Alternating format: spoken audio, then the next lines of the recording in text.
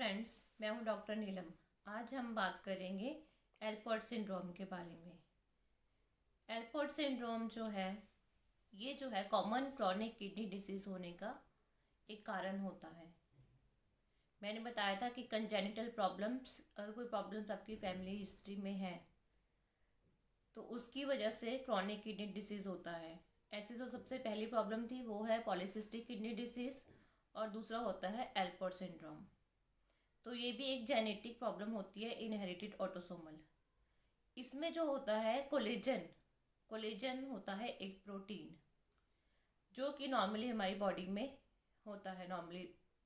और ये जो है किडनीज में, आइज में, ईयर में होता है और इसके अलावा लंग्स में या दूसरे टिश्यूज़ में होता है, बट वो बहुत कम क्वांटिटी में होता है। इस कंडीशन में जो कोलेजन है वो डिपॉजिट होने लग जाता है। तो कॉमनली किडनी में पाया जाता है, तो किडनी पर भी जो कोलेजन है वो डिपॉजिट हो जाता है। कोलेजन एक फाइबर जैसे हार्ड होता है, स्क्लेरोसिस जैसे हम कहते हैं फाइब्रोसिस हो जाता है, तो ये फाइब्रोसिस कर देता है धीरे धीरे करके जो है डिपॉजिट होगा। तो उसकी जो किडनी की मेम्ब्रेन है, जो फिल्टरिंग मेम्ब्रेन होती है, तो उसके ऊपर डिपॉजिट होगा और उसकी जो ब्लड वेसल्स हैं उसको धीरे धीरे करके डैमेज कर देगा।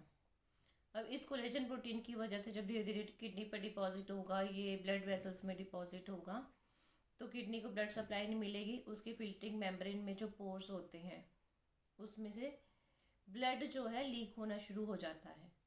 स्टार्टिंग में ये ब्लड बहुत जो है थोड़ी क्वांटिटी में लीक होता है, पर जैसे जैसे प्रॉब्लम बढ़ती रहती है तो ये फिर ज़्यादा क्वांटिटी में हो जाता है। और कोलेजन के डिपॉजिट होने से, ब्लीडिंग होने की वजह से जब ये ज़्यादा प्रॉब्लम होती है तो प्रोटीन जो है वो भी इन पोर्स में से निकलना शुरू हो जाता है।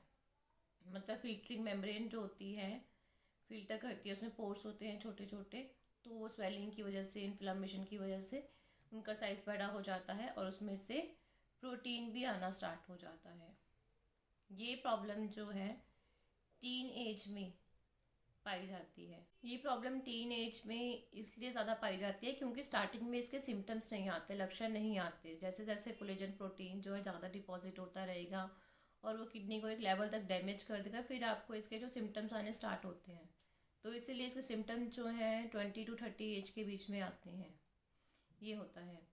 और इसमें क्या होता है, जैसे मैंने बताया, कोलेजन आपके जो है आइज़ और ईयर्स पर भी डिपॉजिट होता है। तो इसमें जो होता है किडनी प्रॉब्लम के साथ साथ में सुनने की प्रॉब्लम होती है। मतलब जैसे कॉमनली इसमें ऊंची आवाज़ें, जो ऊंचा बोलता है वो नहीं सुनता है। तो फैमिली हिस्ट्री में भी किडनी की प्रॉब्लम होगी तो उनमें हियरिंग लॉस की भी प्रॉब्लम होगी। और साथ में आइस में, ये आई साइट को तो वीक नहीं करता, बट ये कैटरेक्ट करता है, मतलब कि मोतिया जैसे हम कहते हैं, और आइस की दूसरी प्रॉब्लम्स को क्रिएट करता है।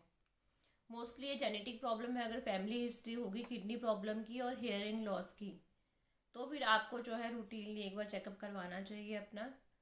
और इसका जो है कि ट्रीटमेंट डिपेंड करता है, क्योंकि इसकी वजह से आगे जाके फिर बॉडी में बीपी भी बढ़ेगा। अगर ये ब्लड वेसल्स को डैमेज करता है तो धीरे धीरे करके फिर आपको बीपी भी बढ़ना स्टार्ट हो जाता है, क्योंकि प्रोटीन जो है वो निकलना स्टार्ट हो जाता है। तो उसकी वजह से फिर लक्षण आते हैं। मतलब जो लक्षण बाद में आएंगे वो किडनी के डैमेज होने से, पेशाब के प्रोटीन निकलने की वजह से आते हैं।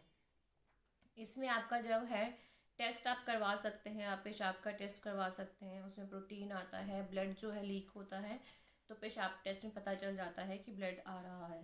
स्टार्टिंग में ये बहुत माइन्यूट क्वांटिटी में आएगा, पर बाद में थोड़ा ज़्यादा हो जाता है। GFR test, glomerular filtration rate, मतलब किडनी जो है वो कितना फिल्टर कर रही है ब्लड को, इससे पता चल जाएगा आपका कि किडनी पर कितना इफेक्ट आया है।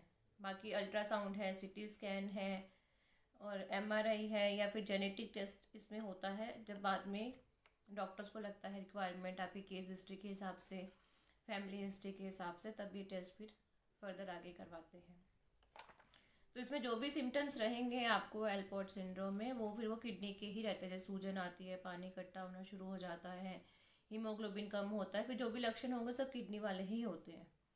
बट ये मैंने इसलिए आपको बता दिया थोड़ा सा एल्पर्ट सिंड्रोम के बारे में, क्योंकि ये भी 5% पेशेंट्स में जो होता है किडनी डैमेज होने का जो है रीज़न होता है। तो अगर आपको मेरा वीडियो पसंद आए तो लाइक कीजिए, शेयर कीजिए, सब्सक्राइब कीजिए। नमस्ते।